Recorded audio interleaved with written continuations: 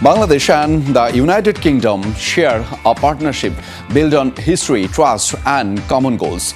For more than 50 years, our two countries have worked together in trade, environment, education, climate action, and investment. As Bangladesh enters a new phase of growth and prepares for LDC graduation, this partnership is becoming even more important. So what does the future hold for Bangladesh-UK relations? Let's find out.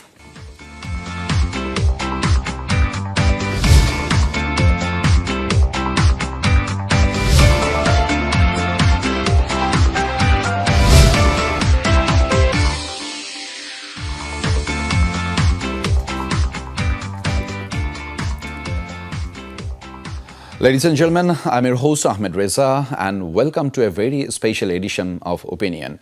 Today we are honored to have with Mr. James Goldman, British Deputy High Commissioner and Development Director to Bangladesh. He has worked closely with Bangladesh on development, climate action, economic growth and governance. He's also widely known for connecting with people through public engagement and digital diplomacy and social media platform as well. Mr. Goldman, it's a pleasure to have you on Opinion. Welcome to the Nations Newsroom. How have you been lately? I'm good, thank you. How are you? I'm doing great, and good, you know good. that we are in vibe of World Cup or something like that. Yeah. So we are in excitement a bit.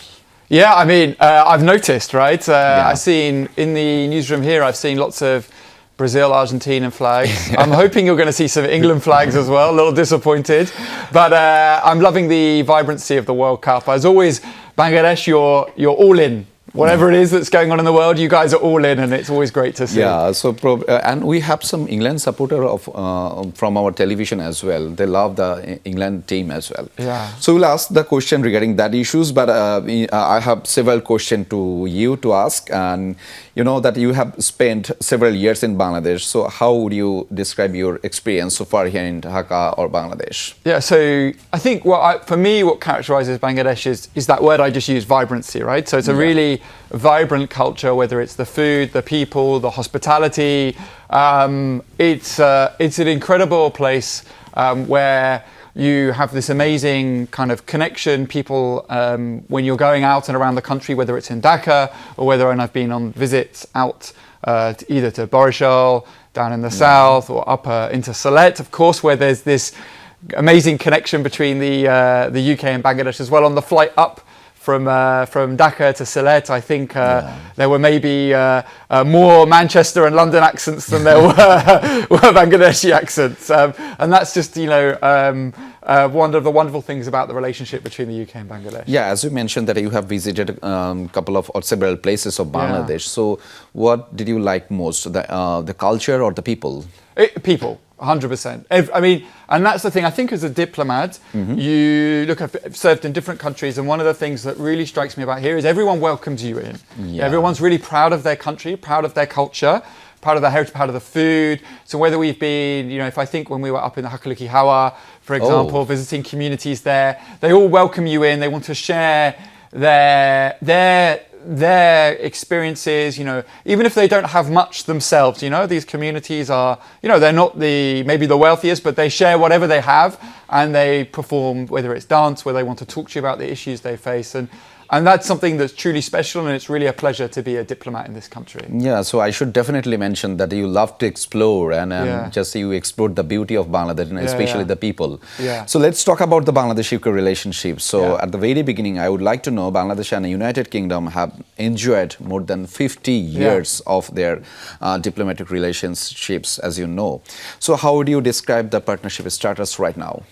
So we've touched on it a little bit already, and we all, the history is the first thing you talk about, and that's the foundation, I think, of the relationship. So there are hundreds and hundreds of thousands of people in the UK who have Bangladeshi heritage, and when I'm in meetings with the government and UK ministers, for example, that the first thing they talk about is, they are members of parliament, and the first thing they talk about is their constituency and the Bangladeshi contribution to their constituency. And that means that, that heritage and that shared history means that there's this amazing connection, but it also means that whatever happens on the streets of Bangladesh or on the streets of the UK impacts on each other as well. So we have this sort of shared connection, but also familiarity. And Bangladesh has made an amazing contribution to UK public life, whether it's, through, for example, I think it's very famously that, most of the sort of South Asian restaurants in the UK are actually Bangladeshi restaurants. And so that's the foundation, but that's the history. But then, that history is important in laying that foundation of connections, but it doesn't define the relationship today. So when I think about the relationship today, I think about mutual growth. So, mutual growth, mutual security and mutual prosperity, and how we can work together with Bangladesh on the shared challenges that we face together, because our success, your success brings us both success, is how we like to look at it, as a partnership. Yeah, so James, as you mentioned, people-to-people connection, so also we have the relationship and strong ties, especially in trade, development and education as well. So which areas offer the greatest potential for future cooperation, or as I mentioned, it can be in collaboration as well? Yeah. So I think let's take one. I mean, cooperation across all of those areas. We have things going on. But if we just take maybe one of them, and we start with this issue of trade and investment. So UK is the largest source of foreign direct investment into Bangladesh. Foreign direct investment is good because it helps stimulate economic growth, productivity. We know, foreign direct investment is important. But also the UK is a significant market for Bangladeshi goods as well. We have something called Bangladesh is the largest beneficiary of something we call the Developing Countries Trading Scheme, and that gives Bangladesh unparalleled market access to the UK and means that billions and billions of goods that are exported to the UK are tariff-free, for example. And I think what we'd like to see is to continue to grow this relationship. Bangladeshi exporting to the UK is good for Bangladeshi exporters, and in particular in diversification as well. So we have this very broad and guaranteed access to the UK market, which will help Bangladeshi exporters grow and diversify the economy here, but also good for the UK, right? Because it means that we have different quality, we have high quality goods coming into the UK from more and more countries. It's good for diversification, it's good for resilience and economic resilience as well. The other thing I would say is that, as I said, there are very famous brands here who have been in the Bangladeshi market for a long time, but we are always looking forwards as well. And the aviation sector is one that I'm really excited about. So we have Menzies, who are a global world leader in ground handling, and they are very interested, as you will have seen, in the new airport. And their offer is not just about providing the service into Bangladesh, but is also about, they want to set up a training center here, and they want to recruit into their global network from Bangladesh. So they're really focusing on the value they can add in the country, as well as the sort of service they offer. And likewise, you'll have seen in the news, I'm sure, that Airbus are talking. Airbus is a sort of European consortium, but UK is a key part of that, and talking with 𝗲𝗵𝗵 and the government here about not just, again, providing airplanes to help 𝗲𝗵𝗵 grow and expand, because I think there's huge potential here in the aviation sector, but also thinking about how they can add value here as well. Again, how could, what sort of hub can Bangladesh be in the market as well? Because I think, here there's huge potential, both within the country, but also as a regional player. You're so well connected, and you have already such high volume of people moving in and out. For example, we know there's lots of people working abroad. So there's huge potential there. Yeah, definitely. As you mentioned, several sectors where we can cooperate, and also you already mentioned about the regional, the strategy. So regarding that perspective, I just want to know about your belief that, do you believe that both the countries can work together, and there is opportunities to expanding the trade and investment here in Dhaka, Bangladesh, or the other places? I mean, absolutely. I mean, this is one of the UK's priority markets. We look at Bangladesh, but it comes back to the thing I said at the start, which is, this is not just about trade and investment. We work, if we take a step back, because trade is maybe individual deals, but the way we try and take a longer term approach, and we say, we've identified Bangladesh, growth in Bangladesh, that's your economy growing Yeah. is good for the UK. Full stop. You know, no conditions. We judge, and that's why we're working here. We have this trading scheme. We also do a lot of support or partnership, I should say, with the government on how do we diversify the economy, how can we do things, prepare for LDC graduation, for example.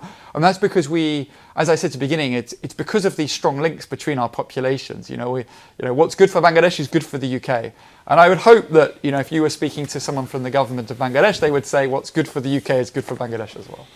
So as you mentioned about the economic growth, so regarding that perspective, I just want to mention a couple of words to inform you that how important are political stability, policy consistency, and good governance in attracting foreign investors. Yeah, I mean, I think you've absolutely. I mean, that's and I've worked in many countries, and you hear the same from because we tend to speak to British investors. Yeah. And of course, what they want is they love, I mean, particularly if you're speaking out, but this is a global thing, but they see the huge opportunity here in Bangladesh, and they're very excited about the market. But of course, they, like any business, what they like is certainty, or as much certainty as possible, whether it's stability, whether it's security, rule of law.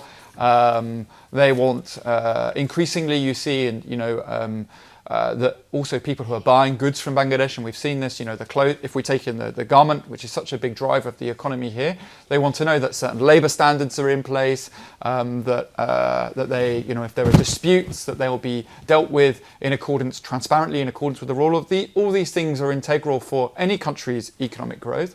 And we're really pleased that we're able to work with the government of Bangladesh here on these issues. We have a great collaboration with the government, and I think they've already, since the election, we've already seen, really important steps. For example, in the ILO, for example, on the labour issues, the governments have made some really positive steps, and we're there to work with them in partnership because, as I said, it comes back to investment here, whether it's UK or others, is good for the economy, and that's a really shared interest. So as we have in Bangladesh, we have a strong zone or potential area like ready-made garments, RMG sector we have.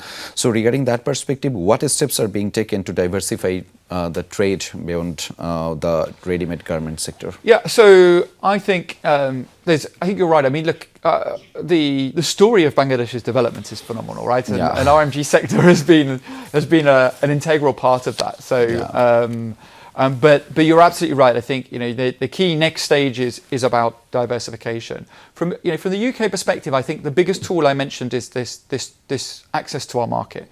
So the UK is unique in that we are giving access to Bangladesh, and Bangladesh is the largest beneficiary of this scheme that we have. But we're giving an absolute guarantee. So if we take LDC graduation, whenever it happens, whether it's whatever year it happens, we're guaranteeing 3 years of continuity from that date. Okay. So for 3 years, any exporter in Bangladesh knows the rules will be the same as they are today for 3 years after LDC graduation. And then for 3 years following that, there will be these enhanced preferences, which are still exceptionally favourable access to the UK market. And we are trying to raise an awareness of this point because we see the garment industry is a real beneficiary of this.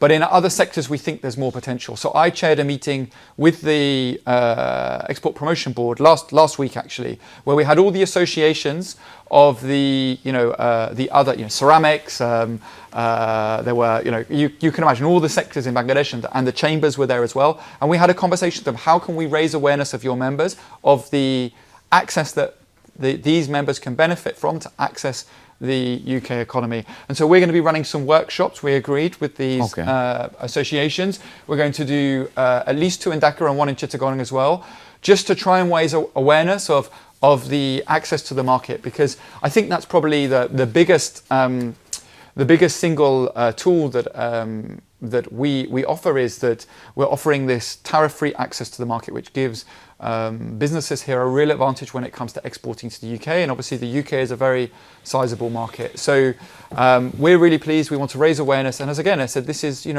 a mutually beneficial arrangement. The more different goods that are coming onto the UK market, it's good for consumers. The high quality goods that come from Bangladesh, it's good for UK consumers, and it's good for our economic resilience as well.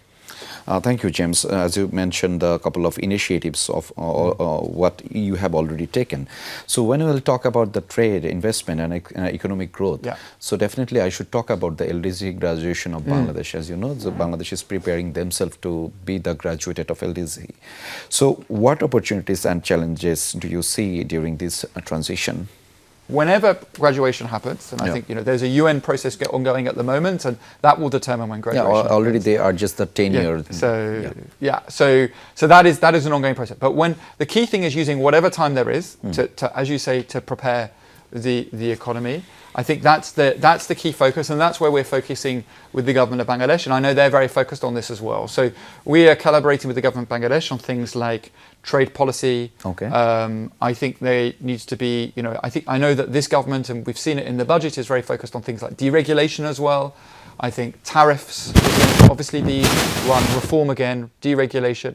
And so we are working, we have these exchanges, whether we're bringing in some of the UK institutions that do this in the UK. We have, let's say, a visit of our Customs and Revenue Authority coming to speak to the Bangladeshi partnership and exchanging views, right? It should be an exchange. How can we work together to go on this journey together? It's a journey, and we want to accompany Bangladesh with it. And final thing I would say is, again, is pointing to this point around this access to the UK market. So whenever graduation happens, every exporters in Bangladesh are guaranteed 3 years of exactly the same that they have today, and then 3 years of enhanced preferences. And this is a really strong offer, and one that gives people certainty. So there's absolutely no, so if you know you're investing in your business today, you will have this 6-year path. But I think, ultimately it's the graduation, when it comes, is a wonderful testament to the economic growth of Bangladesh, right? Like, if you look from sort of the 70s to now, it's an incredible story of success, and one that I think Bangladesh should be proud of, but of course it has to be prepared. And I understand, the work that's going on behind the scenes to make sure that when it does happen, Bangladesh is absolutely ready to take the benefits and continue to diversify the economy and grow the economy from this sort of mid-income level up to a high-income level, because that's where Bangladesh should be and wants to be. Yeah, thanks for your insights, and thanks for the positivity as well. So let's talk about the political transition here in Dhaka, Bangladesh, and Bangladesh especially. So you know that we are very likely used to talk about the governance and the political transition. So Bangladesh has experienced significant political changes over the past year, as you know. How does the UK view the country's current political status or the situation? So look, I mean, firstly, I wanted to say, I remember the word festive was the word of the, I was here during the election, and I think look, if you look at, it was a remarkable event, and one that it was fantastic to see. I loved, there was the festivity, and I think it's, and absolutely there's been, as I said, there's been this absolutely peaceful transition of power as well, and that's a huge congratulations, I think, to everyone who was involved in the election. And the second thing I would say is it's been wonderful to see, we were just walking around your studio earlier and the Parliament was in session. It's been wonderful to see Parliament really be a vibrant source of debate and a real focus of the early stages of this new BNP government as well. It's quite evident there's been this real investment in Parliament and a real kind of sense of, a real embracing of the democratic transition here. So again, I think it's been wonderful to see, and as I've said on other things, we've worked on, we have partners we've been working on some of these issues for many, many years, and we continue to work with the new government here, and it's been a real wonderful thing to see, and I'm looking forward. Actually, I haven't yet, and to my shame, I haven't yet had a chance to go and watch a debate in Parliament, but I'm really looking forward to do that as well, because it's so as you mentioned about the democratic transition, and we are having the new government. So so I would like to know in brief that do you see any possibility and opportunities to work with the new government very closely, and which sector would you like to work with the new government in brief? Yeah, in brief. I could speak for hours on this, but I don't think you've got enough time. People have got to watch the World Cup as well. So I would say, look, broadly, there are 3 pillars, I would say, to the work we do. One pillar is this question of growth, right? So whether it's working with working with the central bank, whether it's working with the 𝗣𝗲𝗿𝗺, or whether it's working with on export promotion, right across the economy, we want to work on growth with Bangladesh, trade, LDC graduation, all these things you described as well. A really important part of that is the climate change as well. And I think, that's something which, again, this is such a wonderful country, but also very climate vulnerable. And, you're right at the heart, the sort of front line of climate change here in Bangladesh. And again, I think there's been some wonderful partnerships there, and we want to continue to working on that. Access to finance, for example, climate finance, huge potential here. The second area I would say is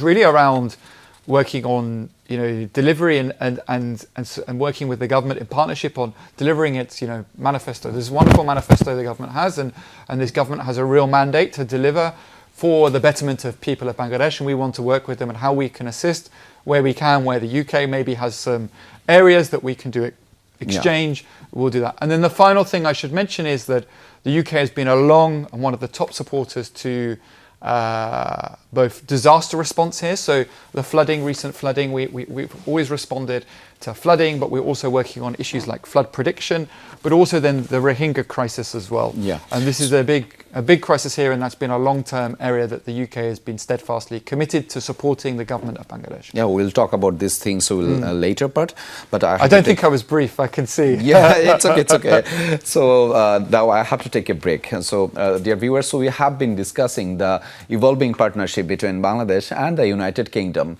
covering diplomacy, governance, trade and investment. And after the break, we'll turn our attention to climate change, sustainable development, migration and regional security, of course. So stay with us, we'll be right back.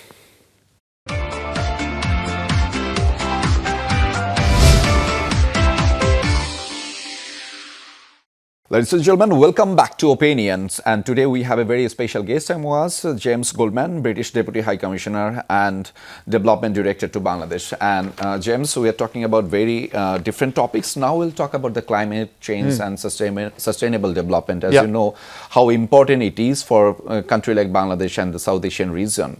So Bangladesh is one of the countries most vulnerable to climate change. How can UK-Bangladesh cooperation strengthen climate resilience and adaptation, especially?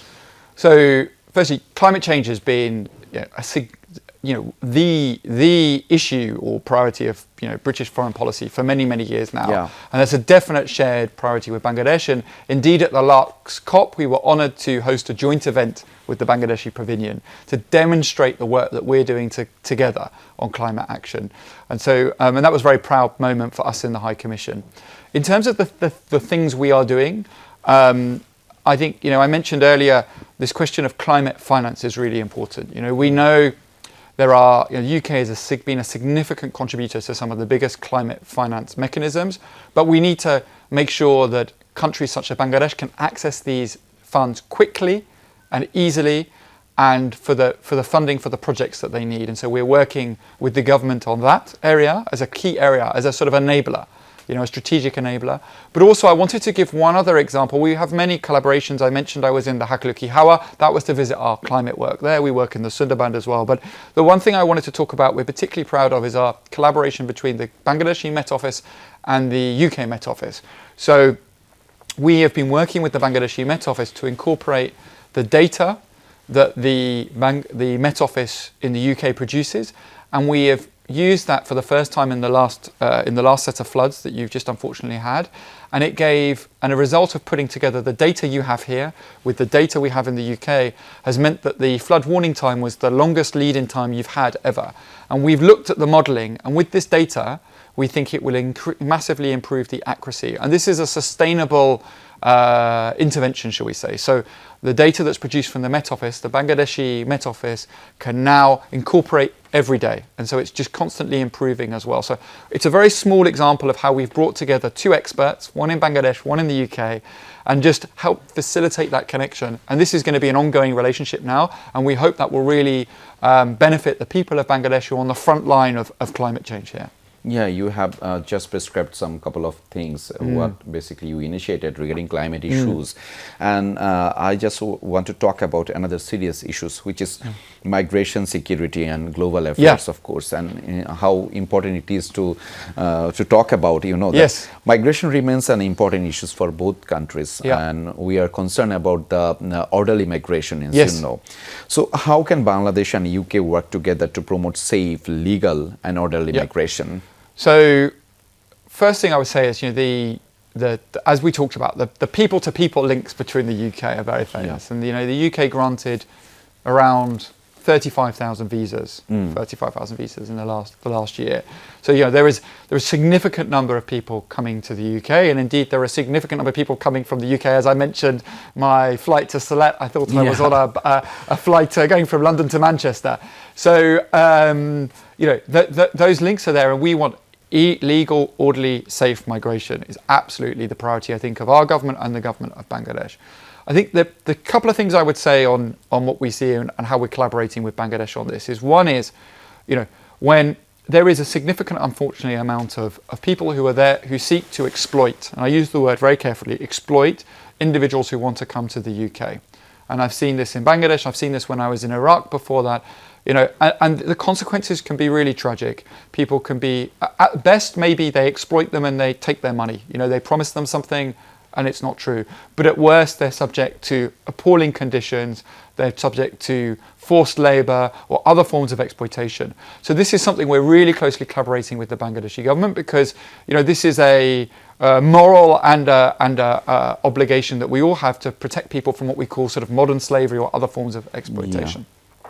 The other thing I would say as well is that, when migration is illegal, it's not just unsafe, but also it undermines trust and confidence in the system, right?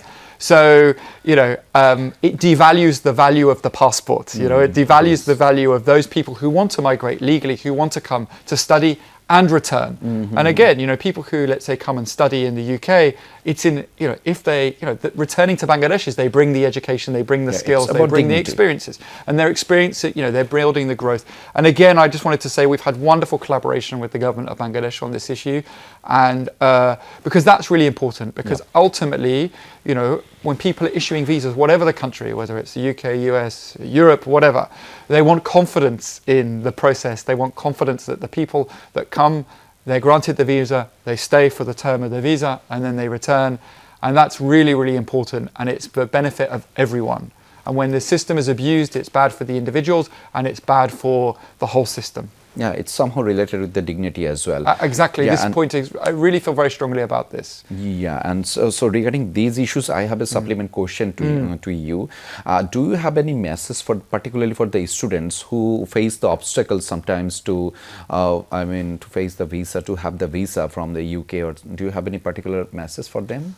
Well, I think, I think it's my key message is for anyone applying for a visa, right, is you should go directly to our website, our communications channels. We're very clear. We've just run a campaign on the visa. I think there was one video of me jumping around. There are many others. There are actually some that are a bit more serious as well. But follow the official guidance. Don't listen to someone. If someone promises you something that sounds too good, there's no free lunch in life. It sounds too good. It probably is too good. So take the official advice. Follow the official channels. The second thing is you have to be absolutely truthful on your application. That's absolutely critical. And if you are not, then and you are caught out, then you undermine your application straight away from the start. And then the third thing is provide, if they ask you the questions, provide all the documentation. Be truthful, follow the official advice. Don't get caught up in people who promise you if you pay whatever thousand, it's serious money people sometimes pay, and it's exploitative. Don't follow those unofficial channels. You follow the official channels. Be truthful and submit as much information as possible. And of course, then that application, I'm sure, will be judged appropriately on its merits. Yeah, thank you so much for your insights. Probably it will be much more helpful for our students as well. Yeah, let's talk about a very serious issues, and we are talking about different kind of serious issues, but it's so important for us. As you know, when we'll talk about the Rohingya crisis, so it's so important for Bangladesh. And do you know that the Rohingya crisis remains one of the world's most pressing humanitarian challenges, as you know. What do you believe is the path toward to sustainable solution? They can go back to their country? Yeah. So first thing I'd say is absolutely hats off to Bangladesh for the support that you've provided to that population, the Rohingya. I've visited the camps many times. It's one of my areas of responsibility, and it's the scale is incredible.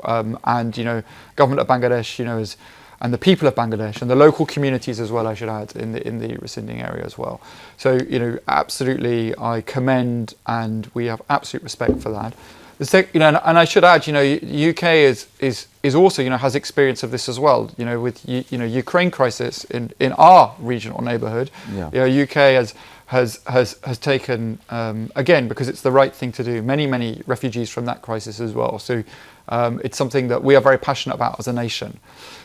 I think the point you make is what's a sustainable conclusion? Well, I think it's like in any of these things, right? The refugees are the symptom, or their movement is a symptom, should I say, of a cause, and the cause is a conflict and insecurity. So the obvious answer to your question is, I think, when it is safe for them to return, when if we can end the conflict going on across the border and the conditions are safe for a dignified return, then that is the solution to any of these conflicts. And we've seen this, we've seen this recently in Syria, for example. I was talking with a Syrian colleague who's based in Dhaka, and he was back home in Syria, couldn't believe after all these years of conflict that finally, and that is ultimately the solution, and it's wonderful to see people being able to return to their homeland. One final thing I would just say is, in the interim, I think what we're really passionate about, or really focused on, I should say, is about ensuring that we get the best bang for our buck. Because we need to ensure that the money goes as far as it can do to support both the Rohingya population, but also the local communities who have warmly and generously embraced these vulnerable people who've fled across the border. So I have a supplement question regarding these issues in brief, just so you will talk about. You can talk about like that we are suffering a lot, especially for the Rohingya crisis, and when we are talking about the repatriation especially. So do you have any role to convince the international community, do you think so, to make the repatriation as early as possible? So the UK is because it's related with the regional security as well. I mean, this is a good. I'll make 2 points, right? So one is that the UK is within the Security Council, we have a really important role because we are the pen holder on Myanmar. And so we, working with the government of Bangladesh, have really kept this. Both one is passionate about keeping the agenda on the international agenda. Unfortunately, there are many competing issues going on in the world at the moment, I think, So one important thing, I think, is about keeping this on the international agenda, and we have a strong role to play there. But the second point you make, I think, is an important one as well, which is this is a regional, there's a regional dimension to this as well. And so, of course, with our both with our UN penholder status, we're really keen to work with the region to support a resolution to this crisis. So thank you so much. Still there is a light to hope. Thank you so much for sharing such insights. And we'll discuss about many things later, but right now I have to take another break. Another break? Yes. Wow. So ladies and gentlemen, we are taking another break shortly, and stay with us. We'll be right back as early as possible.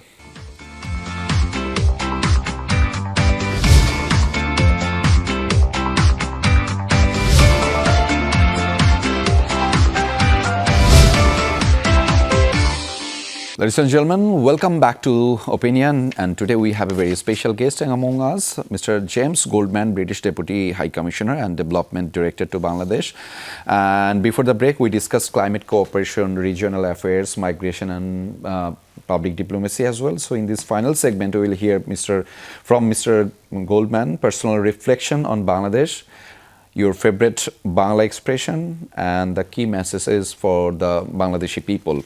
But before that, let's talk about the cultural diplomacy. So in Bangladesh, you know that there are different kind of people in different age people. So do you have any, do you have any initiative for the students or for the media people? What kind of things, what kind of opportunities do you have to provide for the Bangladeshi guys? Yeah, so I'll mention three things. Yeah. I'll try and follow your general guidance to be brief. So but let's see. First one is we have the very famous 𝗔𝗯𝗃𝗁 Scholarship Program, which is I'm sure you know is a postgraduate program, and we're very lucky. We've always had a very healthy number of places and great applications. I've always sat on at least one interview every year. We have some great applications from across Bangladesh, and that's a program we're very proud of, and that's a fantastic funding to, that funds you everything to go to the UK and study in a postgraduate area and then come back to Bangladesh. And it's about really the intent behind that scheme is the next generation, your point around young people as well, and about growing the future leaders of Bangladesh in their fields. We also have a similar fellowship for journalists. I don't know if what your plans are. I don't know if you fancy doing the fellowship. Maybe next year we'll look at an application. We'll see how this interview goes, and then we'll see. And then the third area I talk about is I should give a real shout out to the British Council, because Fuller Road, I think, very famous institution here, has been a huge part of the history here, and the British Council run a huge number. I was at an event that they were sponsoring some architectural work at the weekend that was about. It was these young architects who were looking at public spaces, climate change. Yeah, probably the day before yesterday it happened, right? Yeah, exactly. Yes. And again, that speaks to what I love about Bangladesh. The food was incredible, first and foremost. I had a Bangladeshi dessert I've not had before. It's like a donut, I would say. Yeah. It's phenomenal. And then, but also just meeting people, amazing talent. So one of the architects has just won a global award from the UK in architecture. But it's the British Council run these wonderful in the fields of culture, architecture, the arts. I was speaking to Bangladeshi artists who'd just been in the UK, working with the top galleries in the UK. And so there's phenomenal opportunities right across. Some of them are to do with the High Commission, but a lot of them are also organic and happen. And we're just happy to be a part of it and be able to support. Yeah, thank you so much for your sharing. And that we will talk about right now. We will talk about the very different topic, and it's about the sports diplomacy. Yeah, I would like to know. Yeah. That sports often bring people together beyond politics and the diplomacy as well. And when I will talk about the Bangladeshi people, they are very crazy and passionate about cricket and football as well. So what has impressed you most about the country's sporting culture? Okay. I said to you earlier, I said, Bangladesh, you guys are all in. If you know what I mean by that. There's no 20%, 30%. People give everything, 100% all the time. And it's the same when it comes to supporting football, cricket, etc. And it's really vibrant and wonderful to see. And we talked about the elections being festive, and I feel the World Cup is also feels like a festive atmosphere as well. And famously there was the support, I think, in the last Cup for Argentina. You find Bangladesh is always in the international news for your wonderful vibrancy and support, or indeed your love of buffalo in the last Eid as well. But I don't want to touch on these geopolitical matters. Well, but how do you evaluate the enthusiasm of Bangladeshi supporter regarding football and cricket as well? And you know that you are good at football and the cricket as well, and we are having a great time on cricket, especially, but not exactly the football. So I think, firstly, the cricket here is wonderful, and you have. Congratulations to the team on their win against Australia in the recent one-day season. As there's a healthy rivalry between England and Australia in cricket. So they might have beat us in the Ashes, but I was glad you were able to extract some revenge for us recently. In the football as well, look, it's just wonderful to see the culture here. But I also should commend, I think. the new president of the Football Association has a really clear vision for football here. I know wants to really increase the grassroots, young people in particular. I think there's huge potential in Bangladesh in football as well, also, we were very pleased to see the fact that 𝗔𝗯𝗃𝗂𝘁𝗂𝗃, a later star who's now I know everywhere, wherever I go in Bangladesh, I see 𝗔𝗯𝗃𝗂𝗁, obviously a sort of British 𝗥𝗶𝗴𝗵𝘁 heritage and playing in the UK and now an international superstar. So I think there's huge potential here, and that's something where, again, I think there's, again, huge benefit for the, UK, and I'd love to see maybe, we'd love to see greater connections between UK Premier League teams in the future as well. And I'm sure we'll just see these sporting relationships continue to grow. Yeah, you can focus on the sports diplomacy as well. And when we are discussing the World Cup is ongoing, so I have a very tricky question to you, that who is going to be the champion this time? What is your expectation or prediction? What's my expectation? So we have a split household. So my wife is French. Wow. So that gives me. I think it's very rare and a very common thing in Bangladesh as well. You have a split household, right? So my kids are like fair weather supporters. They suddenly become French supporters if England go out. But look, obviously, I'm hoping that England are going to do well in this tournament. I think we have a really young team. We have a lot of talent. It's a really promising team. Particularly, the attacking side in particular is really, really strong this year. But it's always the case. These tournaments are, particularly now if you think about the 3 countries, big traveling times, there's a lot of heat. So it's going to be about resilience as well. I think we have a really deep squad. So my hope is that England will do well in this tournament, and I think we have a very special supporter in Bangladesh as well. I believe there was a certain member of the government who expressed his support as well. Our Prime Minister has expressed that he's. So for him, we want to deliver a positive result. Fingers crossed for your team. Yeah, exactly it is. So James, if I may not wrong, that you have a very special presence and vibrant presence on social media. Yeah. So is it part of digital diplomacy? Yeah, I mean, look, that was it's a new term. That it's a digital diplomacy. Term, yeah. Look, I think it's look, my personal thing is, we like to, and I think, want to have a bit of fun with it, right? Like first and foremost, and I think it's important. We see this for anyone who interacts in public services or public life, which I guess is, as a part of being a diplomat, is you want to, ultimately you want to connect with people, and you want to experience the country you're in, but also you want to, have a dialogue with people as well. And I think that's a wonderful thing, and I think it's been really enabled. Of course, with that comes great responsibility, and I think also there are some challenges as well. So I think governments around the world are grappling with, at the moment, being slightly serious for a second, with misinformation, disinformation. How do children interact on social media is a really big policy question. And so I think it's a wonderful opportunity for people to have a dialogue. These platforms have opened up people to be involved in political life, in public life in a way they haven't been. But also there are some challenges and risks that all governments, I think, are grappling with and how to manage. Yeah, and you are quite popular especially in social media. Well, I wouldn't say that. Yeah, we're watching this show. Please, you can follow 𝗔𝗯𝗃𝗂𝘁𝗃 on social media as well. Great. On Facebook. On Facebook especially. So I would like to know some Bangla words. Is there any Bangla phrase or words do you know? It took me quite a long time to pronounce 𝗥𝗶𝗴𝗵𝘁𝗀𝗀. Oh God, you see? I shouldn't have said that. I'm just the kiss of death. 𝗥𝗶𝗴𝗵𝗁. There we go. Right. It took me some time to learn, but I got it before I arrived.